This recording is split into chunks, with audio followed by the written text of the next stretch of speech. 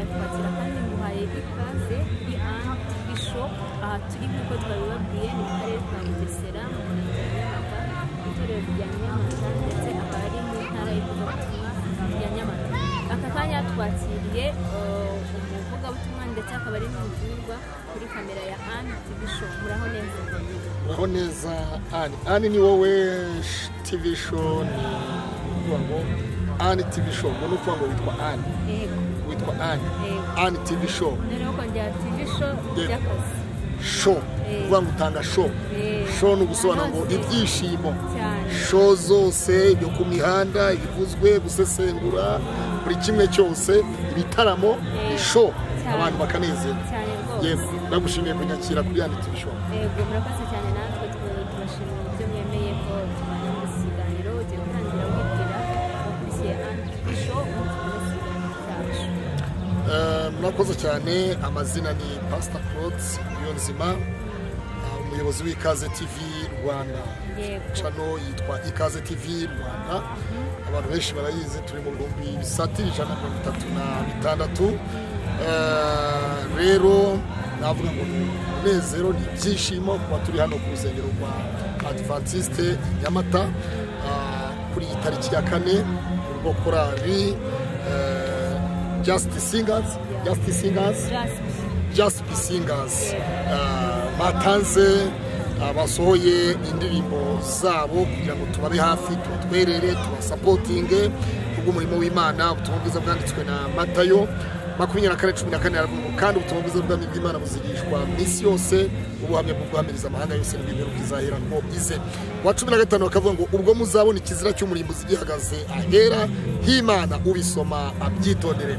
Rero iki ni igihe cy'ubutumwa bwiza bw'Imana, igihe cyo kubwiriza ubutumwa, ni igihe cyo gushyigikira aba basore tukabashyiramo amafaranga bagasohora amavideo. Urabona baracyari muri audio, bari muri audio ngira ngo niba abantu barabyumva indirimbo zirimo barimo baririmba, ariko kandi umuntu wese ukurikirana Just Be Singers ba supporting the korali.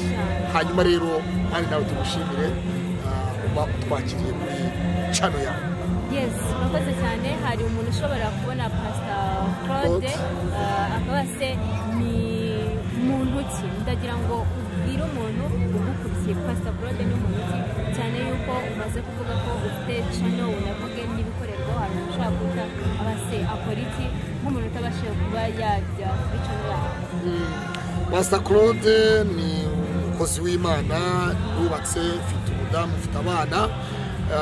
Hanyuma Ikaze TV Rwanda ni channel nimwe mu channel sesengura igezweho. Uvuga ngo uyu munsi wa none nibejo nzabisesengura. Nzasesengura ivuga butumwa uko naribonye, nzasesengura uburyo bw'itabire bw'abantu, nzasesengura uburyo abantu batanga. Mu yandi magambo abantu bafungura utubari, abantu bakitabira ibitaramo by'utubari, bakajya muri za show zo mu tubari hirya no hino. Ariko kandi iyo turebye ubwinshi bw'abantu isura bavuga ngo umati wa watu ubwinshi bw'abantu, rero ndanezerewe cyane.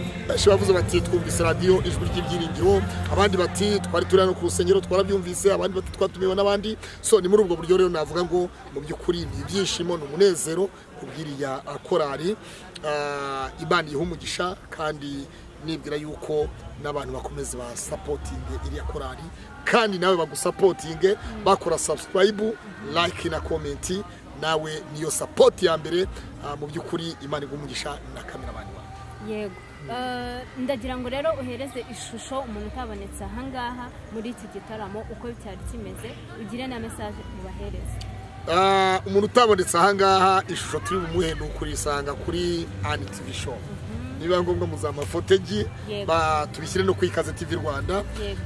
Kandi ujye utanga na link, uze gutanga link niba mushyira uyu munsi bakiningire tubashyire muri community. Hanyuma rero navuga ngo mu by'ukuri ishusho yanejeje, nishimye, bampaye bampaye indirimbo zabo ngiye kujya ngenda nzicuranga mu modoka ariko kandi ku mu diaspora udukurikiranye uri umudivantiste ukeneye kumenya abo basore uri umwadeperi uri umukristo muri itorero kandi ukunda Imana ukunda indirimbo z'Imana gospel ni ikintu cyiza cyane rero ubutumwa bwiza bw'Imana bw'Imana ni byiza ko twese tubwiyegereza kandi tugakunda Imana igihe kiratwegereye kuruta igihe twizere niko Paulo yanditse byakozwe hari abantu bakubona ukinjira bakuze ku mbuga nkoranyambaga batabibaza se pasiteri burya nawe ni umudive iki kibazo gisubiza nk'uko nabivuze navukiye mu itorero ry'abadivantiste mu munsi w'indwi cyangwa wa karindwi nabayeho umuririmbyi ukomeye cyane uriya muvugabutumwa kubw'Imana Uziyeri wabwirije yambereye umuyobozi twarakoranye hanyuma navuga ngo nabaye umujiya twayobowe na Musoni Flavie ku Muhima hanyuma rero mu rwego rw'umujyi wa Kigali nabaye umubwirizabutumwa mu itorero ry'abadivantiste nabaye umuririmbyi nafashije mu buryo bumwe cyangwa se ubundi mu by'ukuri ku batagize cyane buriya role model wanjye kenshi ni Prince Bahati yari director wa radio Ijwi ry'Ibyiringiro ubu ari muri Canada kubwo umurimo w'Imana mu itorero ry'abadivantiste ari mu nshingano z'akazi yatumwe n'igihugu cy'u Rwanda kubw'abadivantiste hanyuma ni kenshi nkunda abadivantiste nubwo navuye mu itorero ariko itorero riracyari ku mutima naravuze ngo ndamutse mvuye mu itorero mbamo mu kirokore nasubira mu badivena so rero navuga ngo mu by'ukuri ndi umudivantiste mu by'umwuka ntegereje kugaruka kwa Yesu nimbwira abantu rero ngo Yesu araje maranata Yesu umwami Yesu naze rero mbabwire ngo ngewe ntuye Nyamata mu karere ka Bugesera rero mu by'ukuri n'ikindi gihe muzangerera muzamura urakoze cyane twerekera ku musozo ndagira ngo utubwire korali waririmbaga mukiri umudive ndetse n'akaririmbo wibuka wakunda nabaye muri korali zitandukanye nabaye muri korali imwe iyo mu Mayaga yitwaga Ingabo z'Umwami irahari hanyuma nabaye muri korali yo ku Muhima nabaye muri korali yo ku Muhima ndetse mba hafi ababimbuzi yo ku Muhima Enoke turasuhuze na perezida wabo hanyuma rero ni kenshi navuga ngo nagiye nkunda ibitaramo bya nimugoroba by'abajiya nagiye njyana na makora atandukanye mu ivugabutumwa rero nabaye inshuti ya korali Diane Umwami Numa mu Ruhango so bivuze iki rero korali y'Inyamirambo hari korali y'Inyamirambo nayo y'abagabo kuko ngo kubona abo basore so abo bose rero tubabwire ngo abo bose nagiye banyura kandi inshuti yabo mu guterankunga muri supporting uko nabaga mbishobojwe rero navuga ngo n'uyu munsi wa none nkunda ni byiza gukorera Imana hari umugabo wapfuye witwaga Pastor Theogene Niyonshuti uramuzi uramubona Pastor Theogene Niyonshuti nyakwigendera yaravuga ngo nta hantu na hamwe umuntu yagera ngo abure gukorera Imana cyangwa ngo yibuke iby'Imana yamukoreye nejo bundi nanagiye gusura umuryango we madamu wiwe nibajya kwikaza TV Rwanda rero bari bubibone mu by'ukuri kandi ani nawe ndagushimiye kari usana urakoze cyane Imana iguha umugisha kandi igukomereza umurimo iguhereza imbaraga igurukundo rwo gukomeza kubana n'abantu uzajyana no murakoze cyane hari abantu bari bubone bavuge batungurwe cyane bavuge bati Pastor Claude yinjiye mu yasubiye mu Adventiste so rero turabashimiye cyane Imana ibaha umugisha mwese mukore subscribe like and share kandi usharinge mu magurupe yose ubabo aba bana b'abasore bakeneye inkunga bakeneye support bakeneye gufuha ama video bakeneye gukora video bakeneye imyambaro ko bagomba buriya ngo uwambaye neza agaragara neza rero bagomba gukora video bambaye neza basa neza kandi imizira yuko cyane ibyo byose rero tuzabafashamo cyane murakoze cyane korali yanjye wayibonye ya Kimisagara nayibonye yitwa ngo iki ndaje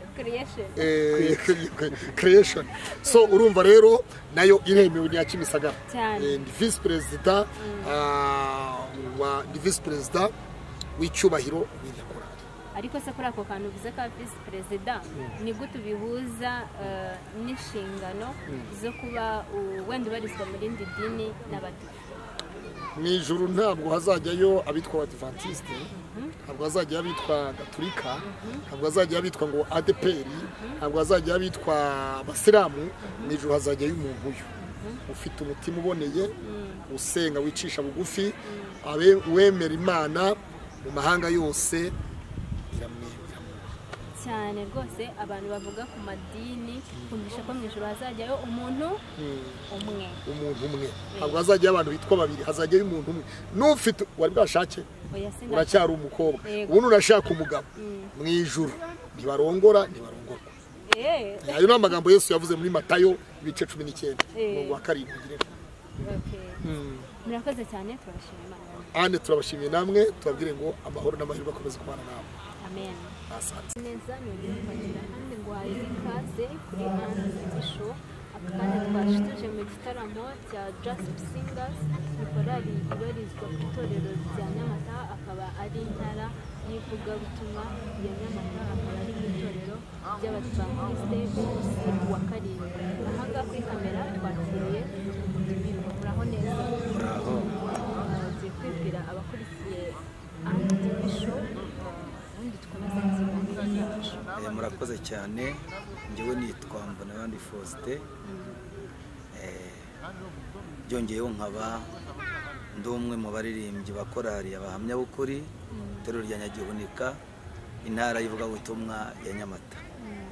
muri iyo korali nkaba ndi umutoza wayo, uyitoza gushyira amajwi neza ku murongo kugira ngo irusheho kuririmba neza. Dusanze mu gitaramo cya Just Singers hano ku itorero rya Nyamata, ndagira ngo uhereze ishusho umuntu utaje muri iki gitaramo uko cyari kimeze. Ibyo koko iki gitaramo cyari cyiza cyane, cyitabiriwe n'abantu ku rugero rwiza kandi rushimishije. Ndatekereza ko igitaramo cyatangiye saa 5:42 cyari gitangiye, gusa cyari cyiza uko cyatumiwe amakorali meza kandi ashimishije. Amakorali zose zaje ku gihe, cyakoze cyo wakereho gatoya n'umuhanzi Ivona, ariko nawe yahageze. Ubwo rero igitaramo cyari cyiza cyane, kiraryoshye mu by'ukuri, umuntu utakijemo yahombye kuko cyari giteye amatsiko, gifite ibyamwuka, kandi icyo gitaramo cyari kigamije gushyira indirimbo audio ahagaragara ngo zumvikane no hirya no hino hose bazumva, barushaho kumenya ubutumwa bwiza butebutse Yesu ugiye kuza bagatinze. Cyari cyiza rero uko twakibayemo, cyari cyiza cyane, umuntu utakijemo yahombye. Muri iki gihe turimo insengero zifunze, amakorali agiye atandukanye ntabwo yabashije kuba wenda yagaragaza ibihangano byabo by'amwe. Ese ni ubuhe butumwa wagenera nk'amakorali ari nko ku nsengero zifunze batabasha kuba bagira aho bagaragariza iby'amwuka cyangwa ibicuruzwa byabo? Gusa ikintu nshimira Imana ni uko ahantu cyane muri iyi ntara yacu y'ivugabutumwa ya Nyamata, insengero nyinshi zirafunzwe. Urabizi insengero ufunguwe ni urw'Inyamata rwonyine, ariko reka nshimira Imana yuko amakorali yo mu ntara ya Nyamata n'ubundi ahagaze neza ku mwanya wayo. Ahagaze neza ku mwanya wayo. Buriya aho duteranira tujya duhura, buri korali yose igira igihe igomba gukora nk'uko byari bikwiriye, kandi mbona rwose ko zigerageza, ziraryoshye, zifite ibyamwuka, bitabujije yuko hari n'abagira intege nkeya, ariko abagira intege nkeya ariko tubararike kugira ngo bagaruke ku murimo, ko ntabwo urimo urarangira. Kandi mu bihe bigoye tugomba gukora, mu bihe bidasanzwe tugakora nk'abadasanzwe. Ni uko kuri ndatekereza ko korali aho zigeze ubu mu bihe turimo mbona bigoye uko biri, n'abashimiye Imana ukuntu zihagaze. Ukomeje ku bari mu ntara y'ivugabutumwa ya Nyamata, ndetse nk'ayandi matorero yo hanze yo ni ubuhe butumwa wabahereza? Gusa ubutumwa nabahereza ni uko uyu mwanya turimo ntabwo ari umwanya wo kwifata nabi, ahubwo ni umwanya wo kwimbika cyane mu byanditswe kugira ngo tuvuge ubutumwa duhereye ruhande ibyo twabwiye kera bikudusohoreraho. Navuga ngo rero uwagiye hirya akaba yatakaje inshingano nagaruke ku isoko, kuko tugeze mu gigoye cyo kugira ngo dukore umurimo, uyu murimo urangire dutahe. Nubwo ubutumwa nabaha ni uko basubira ku nshingano. Twerekera ku musozo, ndagira ngo utubwire ubucuti bwanyu na korali Just. Hari n'abantu bashobora kwibaza iriya korali imva n'imvano y'ubucuti byaturutse he, kugira ngo wenda nabo bashobora kuba babatumira. Buriya urakoze cyane, iriya korali ni inshuti yacu cyane, ko buriya twajya tubifashisha natwe twagize ibirori, twagize ibitaramo, twagize ronshi, ko buriya hari icyo nakubwiye, ndumva dufite volume ebyiri z'amajwi ndetse n'indirimbo ziringaniye z'amashusho. Abo hose rero bari abaterankunga bacu, niyo mpamvu rero badutumiye. Turavuga ngo uko biri kose ahantu bagize ibirori ntabwo twabatererana, inshuti zacu z'akadasohoka, niyo mpamvu twiyemeje kuza twabukereye. Murakoze cyane. Murakoze cyane, turagushimiye, Imana ikomeze kugumisha. Amen.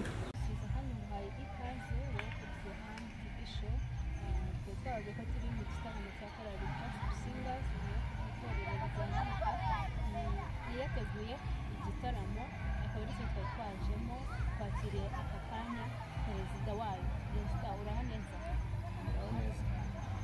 Ugiye kureba muri kamera hanyuma wibwira abagukurikiye, ubundi tukomeze kuganira. Amazina yanjye nitwa Bizimana Emmanuel. Uyu munsi mwateguye igitaramo, muteranyiriza amakorali ndetse n'abantu benshi ahangaha ku itorero ry'Abadiventiste b'umunsi wa karindwi rya Nyamata. Korali Just ni korali yavutse ryari kugira ngo uyu munsi wa none ubashe kuba yakora igitaramo igatuma abantu bangana kuri iyi? Urakoze cyane. Korali Just ni korali yavutse ari abasore 4, kugeza uyu munsi turi abasore 3 kubera impamvu imwe zihariye, ariko ubusanzwe Just Singers yavutse mu gihe kirekire gitambutse, ariko yahawe ubuzima gatozi mu kwezi kwa kabiri umwaka w'2022. Bivuze ko kugeza uyu munsi ni korali imaze imyaka itari yuzura neza. Mwateguye igitaramo, cyari kigamije iki, cyari kigendera iki? Igitaramo twateguye cyari igitaramo cyo gushyira ahagaragara indirimbo z'amajwi, volume ya mbere. Cyari kigambiriye cyane muri icyo gitaramo twari gutera inkunga izo ndirimbo kugira ngo zibashe gukoreshwa. Amakorali mwatumiye yose yaje? Amakorali yitabiriye ku rwego rwa 85%, kuko amakorali 10 batumiye, uretse 2 zonyine zitabashije kuboneka kubera impamvu z'abanyeshuri bagiye bari muri ayo makorali, ariko ugereranyije ukurikije uko twatumiye amakorali yose yitabiriye. Uvuze yuko mwatumiye korali 10, kandi nanone tuvuge ko muri abantu 4, ariko mukaba musigaye muri abantu 3. Ubushobozi mwabukura he bwo gutumira korali zingana gutyo kandi muri abantu 3? Nibyo koko, nubwo turi korali y'abantu 3, ariko mu by'ukuri dufite abajyanama batuba hafi mu buzima bwa buri munsi. Iyo dufite igikorwa turabatumiza, tukababwira umushinga dufite, bakadutera inkunga, niho dukura ubushobozi. Kuko twebwe ukurikije uko tungana ntabwo twabona ubushobozi buhagije cyane bwo kwakira amakorali tuba twatumiye, cyangwa se n'abandi bo ku ruhande badufasha muri iyo mirimo yose, ariko abajyanama batuba hafi mu buzima bwa buri munsi babidufasha. Ese ibyo mwifuzaga mu gitaramo cyanyu byagezweho cyangwa? Ibyo twifuzaga uko twabitekerezaga ntabwo ariko twabibonye, byadutunguye. Gusa igitaramo kuko nakibonye, nubwo nakibonye mu muzo ya nyuma, ariko amakuru agenda mpa nuko igitaramo cyari kimeze neza, kandi ko n'inkunga twashakaga twayibonye ko byamera kose. Wogira ubutumwa uhereza umuntu uza kurikira amwigisho, unamubwira ahantu korali Just Singers ishobora kubisanga uretse kuri itorero rya Nyamata? Icyo nabwira abantu bakurikiye ino TV Show ni uko ino Jasper Singers iminsi mikeya izi ndirimbo iraza kuzikora byihuse, turaza kuyikurikirana kuri channel yayo yitwa Jasper Singers from Nyamata. Iyo channel nuko tuzahita kuko n'izina twamaze kuritekerezaho nuko izaba yitwa. Urakoze cyane, turagushimiye, Imana ikumugisha ikomeze kugushoboza n'imbaraga zo gukora umurimo wayo ndetse no kuyobora ubwoko bw'Imana. Urakoze cyane, namwe Imana ibakomereze uyu murimo w'itangazamakuru. ibihe bidashira barahirwa bakwigira mu biganza byawe harimo amahoro ikiruta byose hariho n'ubugingo buhoraho.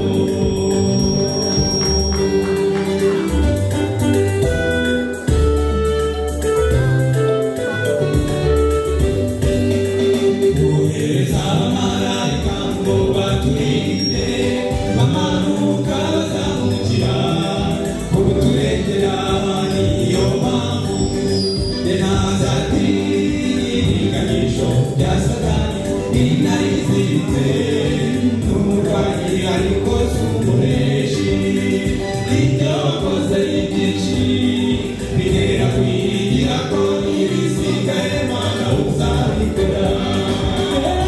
Akirishi imitima yacu ibindi ziri kuyimaze uri mwiza ibihe bidashira barahirwa bakwigira mu biganza byawe harimo amahoro ikiruta byose harimo n'ubugingo buhoraho.